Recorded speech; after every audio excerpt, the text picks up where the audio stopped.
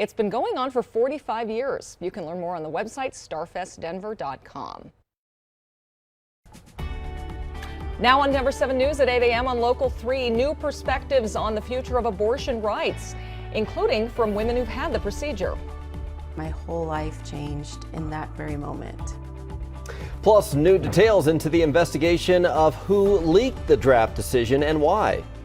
And we're helping you save money ahead of another interest rate hike today. And go Avs go! They pounced on the Predators last night in a dominant start to their quest for the Stanley Cup. They vanquished the Preds here on home ice. Bang? What was that word he Bang said? shed? I don't know. Is that a hockey term? I don't know. No. I don't know what that means, but but the Avs won. It was a blowout, and it's looking good for the Stanley Cup. 15 games from now. The 15 more, just like it. Yep. Could you knock on that little plastic plexiglass in front of you? Yes, there we go. There we go.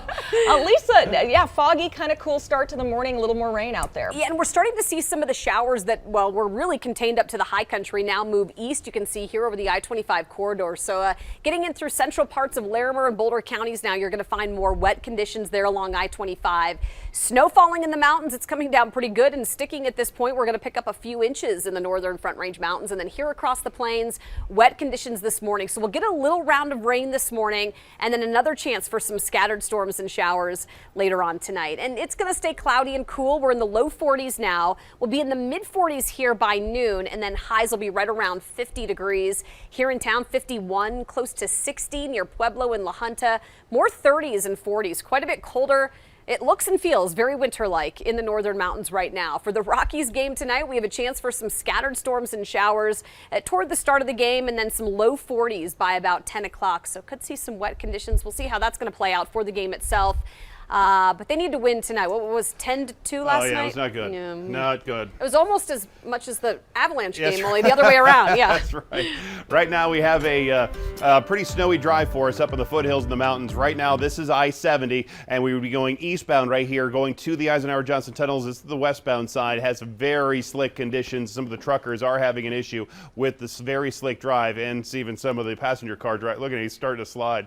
You see that? Yeah, it's going to be a little bit tricky. All right, so take a look at the drive that we have over here on Highway 93 between Golden and Boulder, and you see the wet conditions. Lisa was showing us some of the radar and the rain that's falling to the west, so don't be surprised if you see more rain out here and a little bit more splashback and the speed's down just a little bit. The overall drive, the heaviest part is downtown. Basically I-76 all the way down past Mile High. I've been getting reports from drivers. They're not seeing anything in there, but it's about a half an hour's drive. This is just from about 58th Avenue all the way down to 6th Avenue. That's just in there. Now the overall drive, you can tack on another 15 minutes coming in from the North End Freeway, so it's going to be very busy for us all the way to downtown. But the rest of the drive is pretty standard. A lot of traffic in and out of the Denver Tech Center, and quite a bit of traffic on Kipling I've seen on that northbound side getting up to Alameda.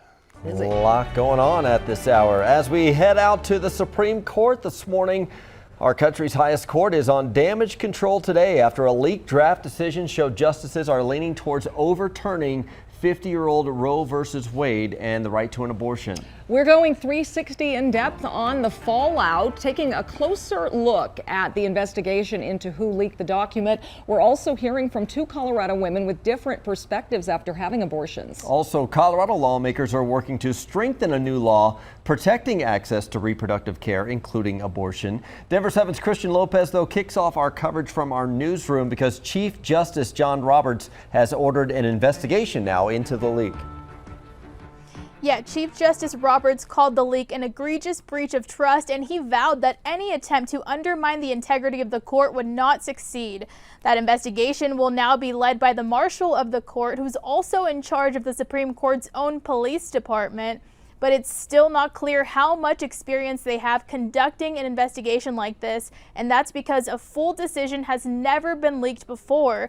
And if they did find evidence of a crime, CNN reports that they could refer the case to the Justice Department for prosecution, but there's a very small group of people who could have had access to that document.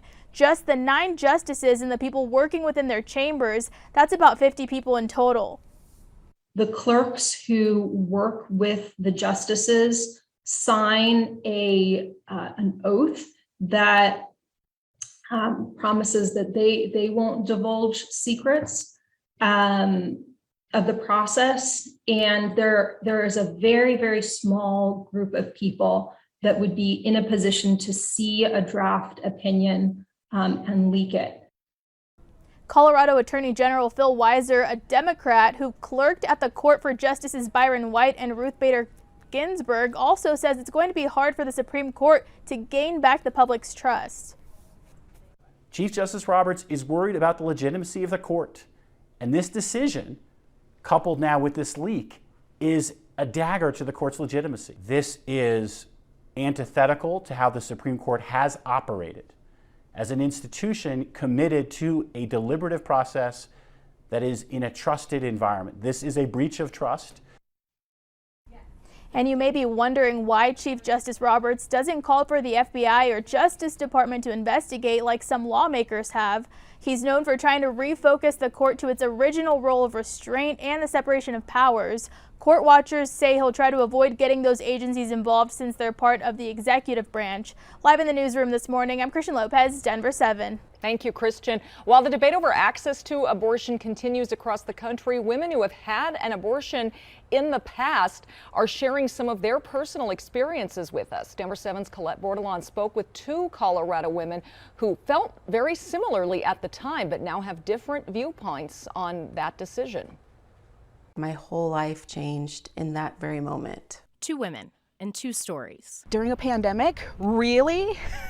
That was my first thought. Both have asked themselves lots of the same questions. All of the possibilities, all of the consequences, what would happen to my future. How much would it cost to raise a child right now? I couldn't do it. Selena Nahar was 25 when she found out she was pregnant. The overwhelming feeling I feel when I think about my abortion is relief. And Rachel Flick had an abortion at 18 years old. One of the most powerful motivators for me was fear. Even though they made the same choice, the two feel very differently looking back. I was only told in the abortion narrative of what I would gain and not what it would cost me or what I would lose. That was never part of the story. One, calling it a regret. Not just financially, but I think physically and emotionally, I would not be as healthy of a person as I am right now. While the other says it allowed her to pursue what she wanted in life. Abortion care doesn't have to be traumatic. It's